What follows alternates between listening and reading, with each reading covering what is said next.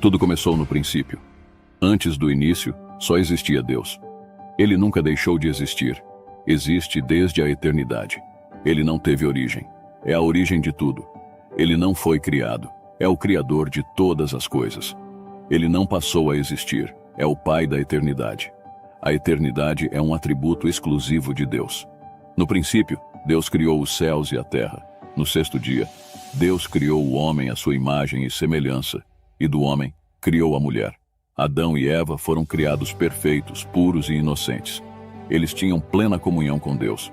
Viviam deleitosamente no jardim de Deus como mordomos da criação de Deus. Eles, porém, caíram em pecado. E toda a raça humana foi precipitada nesse abismo de depravação total, pois todos estávamos em Adão. Adão e Eva tiveram 2 filhos, Caim e Abel. Por inveja, Caim matou o irmão, tornando-se o primeiro homicida e fratricida da história. Mais tarde, Adão e Eva tiveram outro filho, Sete. Dele começou a surgir uma descendência santa que se voltou para Deus. Não tardou, porém, que a terra se enchesse de maldade e violência. Deus, então, resolveu eliminar da face da terra o homem que ele havia criado. Mas havia um justo, Noé. Por isso, Deus derramou o juízo por meio do dilúvio, salvando Noé, sua mulher e seus 3 filhos, Sem, Cam e Jafé, com suas respectivas esposas, em uma arca construída por eles. Por meio dos filhos de Noé, Deus recomeçou o povoamento da terra, dando início aos diversos povos. Sem torna-se o pai das nações semitas, Cam torna-se o progenitor das nações africanas e asiáticas, e Jafé, o tronco das nações europeias. Mais tarde, Deus escolhe uma família para formar o povo que seria o instrumento para trazer ao mundo o Messias prometido. Ele chama Abrão de Ur dos Caldeus. Este deixa sua terra e sua parentela e torna-se um peregrino da fé, levantando altares a Deus por onde passava. Seguiu com Abrão seu sobrinho Ló, que veio a ser pai de 2 nações, os Amonitas e os Moabitas. Quando Abraão saiu de Harã, tinha 75 anos. Deus prometeu que ele teria um filho, o filho da promessa, e seria pai de numerosa nação. E nele seriam benditas todas as famílias da terra. Abrão esperou 11 anos sem que a palavra de Deus se cumprisse. Então Sara, sua mulher, deixando de crer na promessa divina, entregou sua serva Hagar para coabitar com Abrão. Nasceu assim Ismael, que veio a ser pai de numerosa nação, o povo árabe, inimigo histórico do povo de Israel. Quando Abrão estava com 99 anos, Deus lhe apareceu e ordenou lhe sair de sua cabana e contar as estrelas do céu. Então lhe disse que sua descendência seria tão numerosa quanto as estrelas do céu e a areia do mar, mas também que sua posteridade seria escrava por um período de 430 anos. Deus muda o nome de Abrão, grande pai, para Abraão, pai de numerosa nação, quando o filho da promessa ainda não havia nascido. Estava Abraão com 100 anos, e sua mulher, Sara, com 90 anos, quando Isaque nasceu. Isaque casou-se com Rebeca, que era estéril. Depois de 20 anos de casados, Rebeca foi curada, e nasceram-lhes 2 filhos gêmeos, Esaú e Jacó. Esaú tornou-se pai dos Edomitas, e Jacó, que na sua conversão recebeu o nome de Israel, tornou-se pai dos israelitas. Jacó teve 12 filhos e uma filha. Por meio de José, o penúltimo filho, a família de Jacó mudou-se para o Egito com 70 pessoas. Lá habitaram a terra de Gósen, região fértil. Essas 70 pessoas se multiplicaram de forma espantosa. Depois de 400 anos no Egito, saem de lá, sob a liderança de Moisés, com 600 mil homens, fora mulheres e crianças, ou seja, cerca de 2 milhões de pessoas. A peregrinação pelo deserto, rumo à terra prometida, que deveria ser feita em 3 meses, leva 40 anos por causa da incredulidade do povo. Dos 12 espias que foram conhecer a terra prometida, 10 voltam com um relatório pessimista e insuflam e amotinam o povo contra Deus e Moisés. Diante dos gigantes daquelas terras, sentiram-se gafanhotos e apequenaram-se, duvidando do poder de Deus. Então Deus os castigou severamente, condenando todo aquele povo a perecer no deserto, permitindo que apenas Josué e Calebe, os espias crentes, entrassem na terra prometida. O povo de Israel andou em círculos no deserto durante 40 anos, um ano para cada dia em que espiou a terra. O deserto torna-se o maior cemitério do mundo, onde perece toda aquela geração que saiu do Egito, exceto os 2 homens que ousaram confiar em Deus a despeito dos gigantes. Após os 40 anos de peregrinação, temos 7 anos de conquista da terra sob a liderança de Josué, mas ainda muita terra restou para ser conquistada. Josué, servo de Moisés, introduziu o povo na terra prometida por um chamado de Deus e por uma capacitação extraordinária. Após a morte de Josué, inicia-se uma longa fase de 330 anos de governo teocrático, chamada de período dos juízes. Foi um tempo de grande instabilidade espiritual e de altos e baixos na vida de Israel. No tempo dos juízes, o povo fazia o que dava no coração. Por causa da dureza do coração do povo de Israel, este foi oprimido por muitos inimigos. Nesse tempo, Deus levantou líderes de grande envergadura, como Gideão, Jefté, Sansão e Samuel. Depois desse longo período, veio uma nova fase, a monarquia. O povo de Israel, olhando para as nações vizinhas, pediu um rei. O povo não queria mais que Deus governasse sobre ele. Samuel, o último juiz, unge então Saul como rei sobre Israel. Saul governa por 40 anos. Começa bem e termina mal. Abre as cortinas do seu governo com humildade, mas depois rende-se à soberba, à crueldade e, finalmente, à rebeldia e à apostasia. Depois dele, Davi reina em seu lugar também por 40 anos, transferindo a capital de Israel de Hebrom para Jerusalém. Seu governo é bem sucedido. Davi fortaleceu seu reino e tomou-se o mais destacado rei de Israel. Ajuntou fortunas, conquistou terras, venceu exércitos, andou com Deus. Foi um homem segundo o coração de Deus. Mesmo pecando gravemente contra Deus, contra sua família e contra o seu povo, arrependeu-se e foi perdoado por Deus. De sua linhagem veio o Messias. Após sua morte, Salomão, seu filho, reina em seu lugar por 40 anos. Pediu a Deus sabedoria, e Deus lhe deu sabedoria e riquezas. Tornou-se um homem notório em seu tempo. Edificou o templo de Jerusalém e desfrutou de paz em seu governo. Porém, por causa de suas muitas mulheres, tem o coração corrompido. Só na velhice Salomão se volta para Deus e se arrepende de seu pecado. Assim, tivemos 120 anos de reino unido. Saul caiu nas malhas da feitiçaria, Davi no laço do adultério e Salomão nas garras da idolatria. Deus atendeu ao desejo do coração do povo, dando-lhe reis, mas o povo teve de sofrer as consequências dessa insensata escolha. Após a morte de Salomão, o reino foi dividido porque seu filho Roboão recusou-se a levar em conta o clamor do povo para aliviar os impostos abusivos. A pompa, o fausto e o luxo do governo salomônico eram sustentados pelos braços dos trabalhadores. Eles, estrangulados por impostos escorchantes, aproveitaram a transição de governo para reivindicar as mudanças. Como não lograram êxito, não puderam caminhar com o novo rei. Assim, 10 das 12 tribos conspiraram contra Roboão e seguiram um novo líder, Jeroboão I, formando o Reino do Norte, cuja capital veio a ser Samaria. O Reino do Norte durou 209 anos. Esse reino teve 19 reis, oriundos de 8 diferentes dinastias. Nenhum desses reis foi piedoso. Todos se desviaram de Deus e seguiram os caminhos de Jeroboão I. Este rei resolveu usar a religião por interesses políticos. Temendo que seus súditos buscassem Jerusalém para adorar no templo e fossem assim atraídos politicamente pelos reis de Judá, Jeroboão I resolveu construir templos no Reino do Norte, em Betei, Gilgal e Berseba. Neles colocou um bezerro de ouro e induziu o povo a adorá-lo como se fosse o próprio Deus. Todos os 19 reis do Reino do Norte andaram por esse caminho. Todos foram ímpios e perversos. Nenhum buscou a Deus.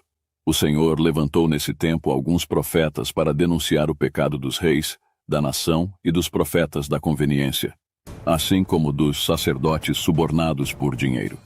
Deus levantou nesse tempo os profetas Amos, Oséias e Miqueias.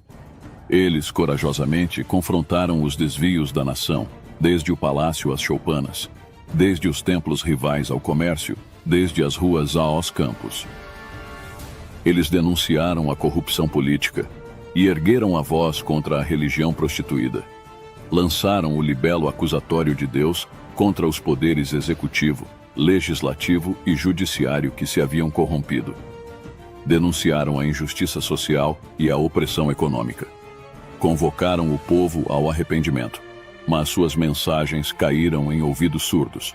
No reinado de Acabe, por intermédio de sua mulher Jezabel, foi disseminada em Israel a perniciosa crença em Baal, o deus cananeu da prosperidade.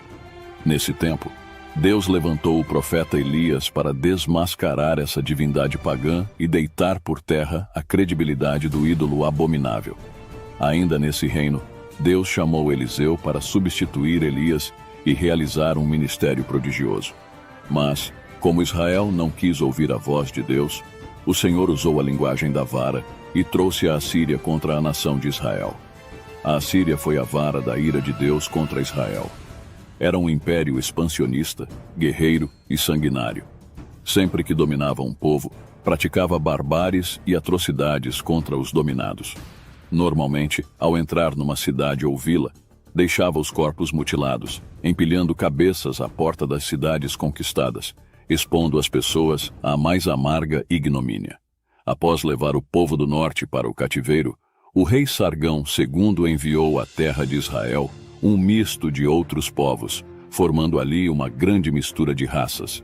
Ele sabia que a miscigenação racial enfraqueceria o potencial de resistência de um povo. Assim, com aquela mistura racial, formou-se em Israel um povo híbrido, chamado samaritano, que veio a constituir-se num inimigo figadal do povo de Judá. O Reino do Sul, composto pelas tribos de Benjamim e Judá, teve 20 reis, sendo que vários foram piedosos, como Asa, Josafá, Ezequias, Jotão, Uzias, Joás e Josias. Sempre que um rei piedoso subia ao trono, a nação prosperava e crescia econômica, moral, social e espiritualmente. No Reino do Sul, para cumprir a profecia de que o Messias viria da casa de Davi, governou apenas uma única dinastia. Para falar ao povo de Judá, Deus levantou vários profetas, como Isaías, Miqueias, Joel, Sofonias e Jeremias. A nação também se corrompeu profundamente, não dando ouvidos à voz de Deus. Então, de igual forma, Deus os disciplinou e enviou o exército babilônico, entregando-os nas mãos de seus inimigos. O povo de Judá foi levado ao cativeiro babilônico. O Reino do Sul, chamado Judá, durou 345 anos. Depois de 2 investidas, Nabucodonosor invadiu Jerusalém, destruiu seu glorioso templo e levou o povo para o cativeiro, deixando a cidade sob tremendo opróbrio. O povo ficou no cativeiro durante 70 anos, conforme profecia dada por Deus ao profeta Jeremias. No período do cativeiro, Deus levantou os profetas Jeremias, Ezequiel e Daniel. Nesse período, o povo foi purificado da idolatria e surgiram as sinagogas. Após o tempo determinado por Deus, o povo de Judá voltou à sua terra. Nesse tempo, ou seja, a Babilônia já havia caído nas mãos do Império Medo-Persa. Ciro, anunciado por Deus 200 anos antes de nascer, liberta o povo judeu e abre as portas para o seu retorno à terra de Canaã. O povo volta em 3 turnos, sob a liderança de Zorobabel para a reconstrução do templo, sob a liderança de Esdras para o ensino da lei e sob a liderança de Neemias para a reconstrução dos muros e a reestruturação política e espiritual do povo. Logo que chegou do cativeiro e deu início à reconstrução do templo, o povo judeu começou a enfrentar problemas. Primeiro, os samaritanos astuciosamente quiseram unir-se a eles na obra, a fim de desestabilizá-los. Como a proposta da parceria foi rejeitada, os samaritanos, numa segunda etapa, começaram a ameaçá-los. A seguir, os samaritanos escreveram ao rei Artaxerxes acusando os judeus de conspiração contra o reino Medo-Persa. Em face dessa nefasta perseguição, a obra do templo foi paralisada por uns 20 anos. Nesse período, o povo relaxou no seu zelo pela casa de Deus e começou a voltar-se para seus próprios negócios, construindo e embelezando suas próprias casas em detrimento da casa de Deus que estava em ruínas. Nessa época, Deus levantou os profetas Ageu e Zacarias para chamar o povo ao arrependimento. A mensagem desses profetas surtiu efeito rápido e profundo. O povo se arrependeu e voltou com entusiasmo para concluir a reconstrução do templo. Houve então grande despertamento espiritual, um concerto nas famílias e no sacerdócio e uma volta de todo o coração para Deus. Cerca de 100 anos se passaram e uma nova geração se levantou. Agora, o povo continuava indo ao templo, fazendo seus sacrifícios, mas não honrava mais a Deus. Eles ofereciam a Deus em holocausto animais cegos, doentes e aleijados. Desprezavam a mesa do Senhor, considerando-a imunda. Os sacerdotes se corromperam e deixaram de ensinar a palavra de Deus ao povo. A família foi profundamente afetada. Os casamentos começaram a desmoronar, terminando em divórcio. O povo não acreditava mais que Deus fosse capaz de julgá-lo, por isso relaxou na devolução dos dízimos. Embora continuasse a frequentar o templo, estava longe de Deus. Nesse tempo, Deus levantou Malaquias para chamar o povo ao arrependimento. Assim, encerrou-se o Antigo Testamento, 400 anos antes de Cristo. Depois do profeta Malaquias, temos um longo período de 400 anos, chamado período interbíblico ou período do silêncio profético. Nesse tempo, foram escritos os livros histórico-religiosos não canônicos, os livros apócrifos. Também foi traduzido o Antigo Testamento do hebraico para o grego, dando à luz a famosa versão denominada Septuaginta. O Império Medo-Persa caiu nas mãos do Império Grego. Alexandre, o Grande, depois de conquistar nações e reinos, morreu precocemente aos 33 anos de idade, chorando por não ter mais terras para conquistar. Ele expandiu poderosamente seu império, disseminando a cultura helênica e a língua grega, tão útil mais tarde para a divulgação rápida e sem fronteiras do Evangelho. Com a morte de Alexandre, o reino caiu nas mãos de 4 generais, importando-nos aqui ressaltar o domínio dos Ptolomeus, egípcios, e dos Seleucidas, sírios, que estiveram sempre em conflito. Israel foi ora dominado por um, ora por outro. Nessa época, Antíoco Epifânio ultrajou os judeus sacrificando um suíno no altar do templo em Jerusalém, o que era uma abominação para eles. Esse fato deu início à Guerra dos Macabeus, vencida por Judas Macabeu depois de muito sangue derramado. Mais tarde, no ano 63 a.C., Pompeu conquistou Jerusalém e os romanos passaram a dominar Israel. Antípater, da família edomita, foi nomeado rei em Israel. Depois de sua morte, seu filho Herodes, o Grande, reinou em seu lugar. Herodes, o Grande, foi um grande administrador. Ele ampliou e embelezou o templo de Jerusalém. Construiu o porto de Cesareia, abrindo caminho para o comércio internacional e facilitando as viagens dos missionários para o mundo. Construiu a fortaleza de Massada e muitos palácios e fortalezas. Porém, Herodes era um homem inseguro e violento. O medo de perder o trono o atormentou durante toda a sua vida. Casou-se 10 vezes. Teve muitos filhos. Quando se casou com Mariana, mulher da nobreza, mandou matar todos os nobres de sua família, com medo de perder o seu trono. A pedido de sua sogra, nomeou Aristóbulo, seu sobrinho, com apenas 17 anos de idade, como sumo sacerdote de Jerusalém. Mais tarde, ao ver que este conquistava a simpatia do povo, mandou matá-lo. Sua sogra, com medo, fugiu para o Egito. Mas Herodes enviou seus emissários atrás dela para matá-la. César Augusto o chamou a Roma por causa de suas atrocidades. Antes de ir, porém, mandou matar sua mulher, Mariana, com receio de que ela conspirasse contra ele em sua ausência. Mais tarde, enviou 2 de seus filhos a Roma para estudarem. Sua irmã Salomé insinuou que eles voltariam mais preparados para assumir o trono. Herodes não hesitou. Mandou estrangular seus 2 filhos. Antes de morrer, fez sua irmã Salomé jurar que mataria pelo menos um nobre de cada família de Jerusalém, porque queria choro em seu funeral. Esse foi o homem que ficou alarmado quando soube pelos magos que um menino havia nascido em Belém da Judéia para ser rei de Israel. Depois que Herodes, o Grande, morreu por volta do ano 4 a.C., seu reino foi dividido entre 4 de seus filhos. Arquelau, um dos filhos de Herodes, reinava sobre a Judéia, Samaria e Edom. Este foi um péssimo rei. Os judeus ao final pediram aos romanos que o tirassem do cargo. Roma, preocupada com os constantes problemas na Judéia, instalou ali um procurador ou governador romano. Assim foi que os romanos começaram a governar diretamente a Judéia. Nesse momento, Pilatos era o governador.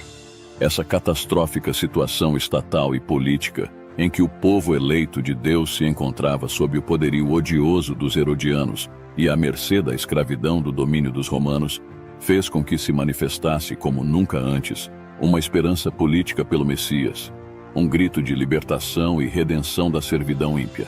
Foi então nessa época que Jesus, na plenitude dos tempos, cumprindo as profecias bíblicas, nasceu em Belém da Judéia. O Verbo eterno se fez carne e tabernaculou entre os homens. Ele habitou entre nós, cheio de graça e de verdade.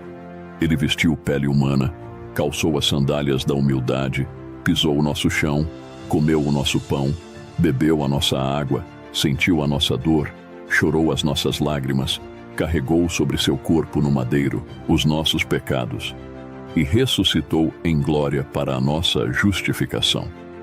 Tanto a cultura helênica quanto a romana se uniram à contribuição dos judeus na vinda do Messias ao mundo. Quando Jesus nasceu, a Palestina estava sob o domínio de Roma. Com a perseguição de Herodes, o Grande, José e Maria fugiram com o menino Jesus para o Egito, ficando lá até a morte do impiedoso rei. Voltaram do Egito e fixaram-se em Nazaré, cidade onde haviam morado anteriormente. Ali, Jesus cresceu como filho de um carpinteiro. Aos 30 anos de idade, deu início ao seu ministério, tendo sido batizado no Jordão por João Batista, identificando-se assim com os pecadores, aos quais veio salvar. Ali no Jordão, enquanto Jesus orou, os céus se abriram e o Pai falou: "Este é o meu Filho amado, em quem me comprazo." Nesse mesmo instante, o Espírito Santo desceu sobre ele, em forma de pomba, revestindo-o com poder para dar início ao seu ministério. Do Jordão, Jesus foi conduzido ao deserto pelo Espírito Santo, onde jejuou por 40 dias e 40 noites, tempo em que foi tentado pelo diabo. Por 3 vezes o diabo investiu contra Jesus para derrubá-lo, mas o Filho o venceu no deserto, usando sempre a espada do Espírito, a palavra de Deus. O diabo derrubou o primeiro Adão no paraíso, mas foi derrotado pelo segundo Adão no deserto. Do deserto, Jesus, cheio do Espírito Santo, seguiu para a Galileia. Chegando a Nazaré, onde viveu a maior parte da sua vida terrena, entrou na sinagoga, tomou o rolo do livro de Isaías e leu: "O Espírito do Senhor está sobre mim, pelo que me ungiu para pregar, para curar e para libertar." Jesus chamou 12 homens, aos quais deu o nome de apóstolos, investindo a maior parte do seu tempo para treiná-los e discipulá-los. Percorreu a Galileia, a Pérea, Samaria e a Judéia. Pregou nas cidades, nas vilas e nos campos. Pregou nas sinagogas e no templo. Pregou ao ar livre, na praia e também nos lares. Pregou a multidões e também a pequenos grupos. Jesus andou por toda parte fazendo o bem e libertando todos os oprimidos do diabo. Curou os enfermos, alimentou os famintos, deu vista aos cegos, aprumou os paralíticos, fez andar os coxos, deu audição aos surdos, purificou os leprosos, libertou os possessos e ressuscitou os mortos. Foi a suprema revelação de Deus aos homens. Recebeu o nome de Emanuel, Deus conosco. Ele é o próprio Deus manifestado em carne. Jesus veio com uma missão definida: morrer por todos aqueles que o Pai lhe deu. Ele nasceu para morrer. Ele morreu para que pudéssemos viver. O apóstolo Paulo foi enfático em dizer que ele morreu pelos nossos pecados, segundo as Escrituras. Foi sepultado e ressuscitou ao 3º dia, segundo as Escrituras. Sua morte não foi um acidente nem sua ressurreição, uma surpresa. O diabo usou diversos artifícios para demovê-lo da cruz, mas Jesus marchou para ela como um rei caminha para a coroação. Na cruz, Jesus esmagou a cabeça da serpente e triunfou sobre os principados e potestades, expondo-os ao desprezo. Na cruz, Jesus consumou a obra da redenção. Na cruz, ele nos libertou. A morte não pôde detê-lo, Ao terceiro dia, Jesus ressuscitou para a nossa justificação.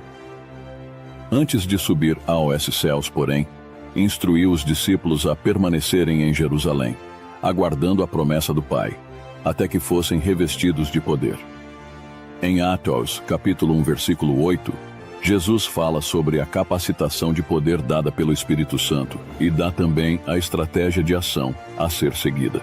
Ser testemunha tanto em Jerusalém, como em toda a Judéia, Samaria e até os confins da terra.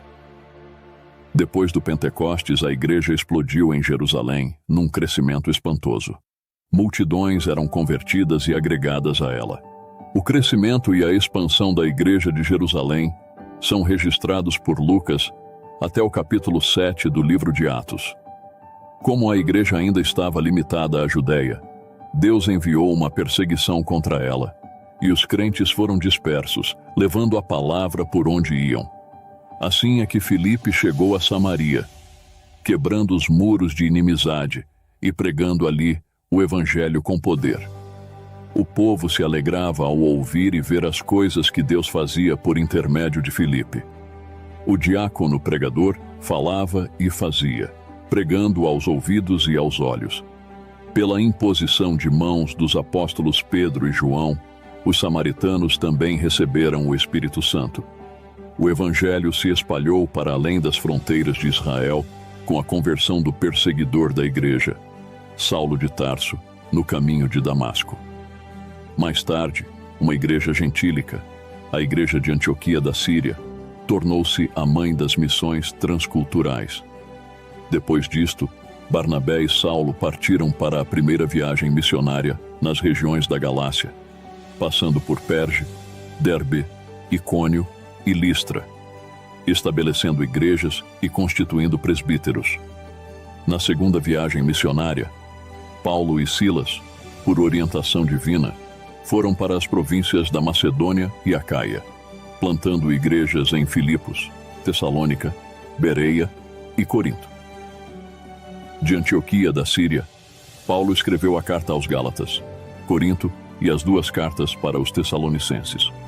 Na terceira viagem missionária, Paulo visitou a província da Ásia Menor, permanecendo 3 anos em Éfeso, a capital da província, de onde escreveu as duas cartas à igreja de Corinto. Nessa cidade cosmopolita, de mais de 300 mil habitantes, havia o templo da deusa Diana, um palácio de mármore, 4 vezes maior do que o Partenon de Atenas, uma das 7 maravilhas do mundo antigo. Nos anos que Paulo passou na capital da Ásia Menor, igrejas foram plantadas em toda a província, como as de Esmirna, Pérgamo, Tiatira, Sardes, Filadélfia, Laodiceia, Colossos e Hierápolis.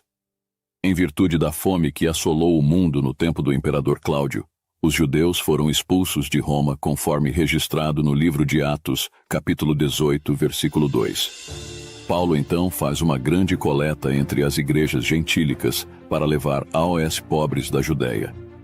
Ao embarcar rumo a Jerusalém, comunicou aos presbíteros de Éfeso que de cidade em cidade o que lhe aguardava eram cadeias e tribulações. Não obstante, não levava em conta sua própria vida para cumprir seu ministério de anunciar o evangelho da graça de Deus. Antes de embarcar para Jerusalém, escreveu sua mais robusta epístola, a carta aos Romanos, onde compartilhou seu desejo de visitar a capital do império e repartir com a igreja a palavra, sendo por ela enviado até a Espanha.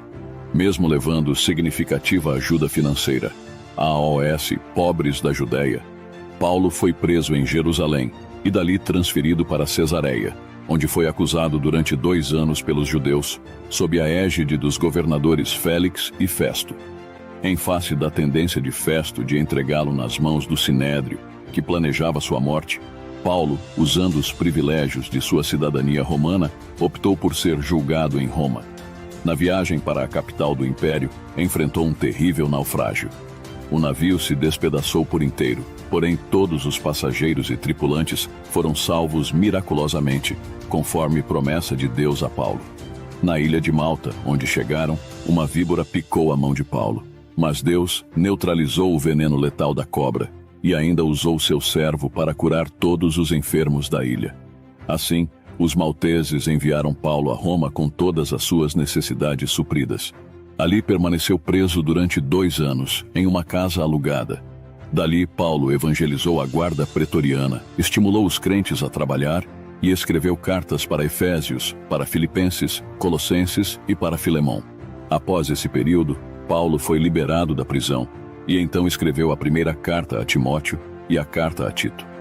Mas, a partir do ano 64, a perseguição à igreja, em vez de ser religiosa, passou a ser política.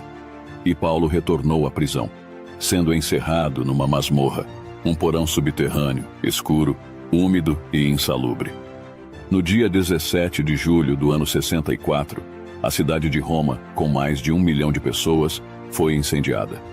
Nero, o imperador, vestido de ator, subiu para o alto da Torre de Mecenas, de onde assistiu ao espetáculo horrendo das chamas devorando a cidade.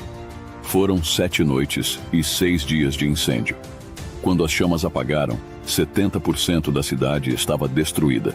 Dos 14 bairros de Roma, 10 deles foram devastados pelas chamas. Os 4 bairros restantes, densamente povoados por judeus e cristãos, deram a Nero um álibi para colocar a culpa do incêndio de Roma nos cristãos. Começa então uma brutal perseguição à igreja. Faltou madeira para fazer cruz, tamanha a quantidade de crentes crucificados. Os crentes eram amarrados em postes, cobertos de piche e queimados vivos, para iluminar as noites de Roma. Foi um verdadeiro massacre. Dessa segunda prisão, Paulo escreveu a sua última epístola, a segunda carta a Timóteo. Nela relatou a chegada do seu próprio martírio e a gloriosa esperança de tomar posse da coroa da justiça.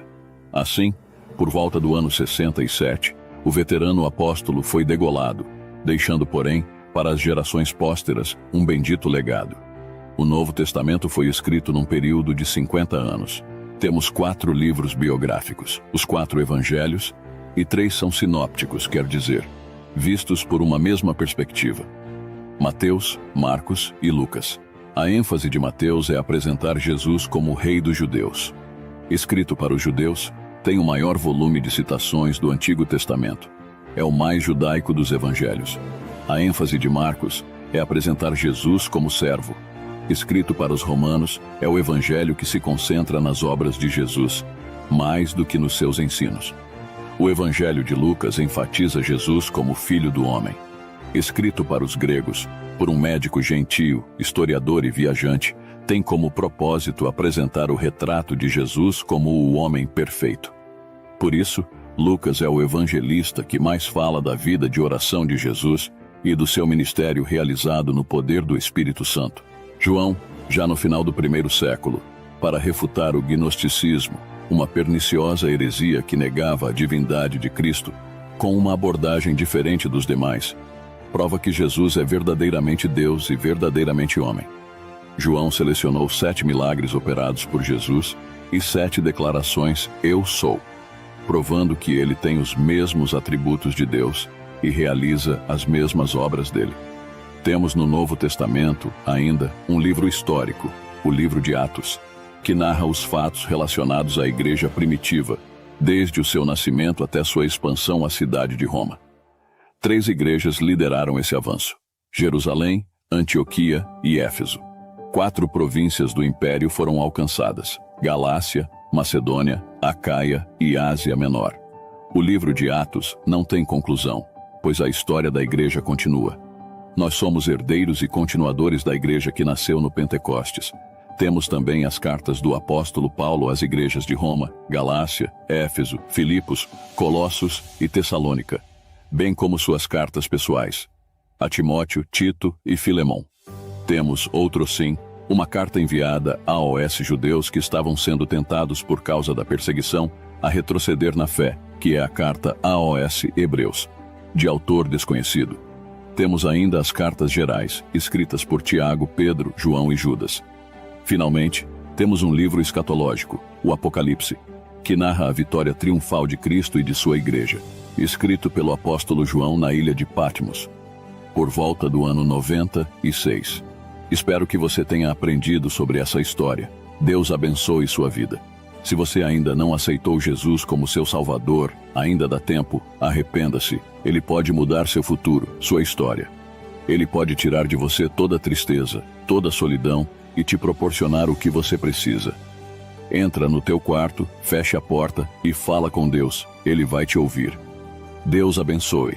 Se você gostou do vídeo, não esqueça de curtir e se inscrever no canal. Ajude o canal adquirindo nosso mini guia para uma vida mais próspera e feliz baseado na Bíblia.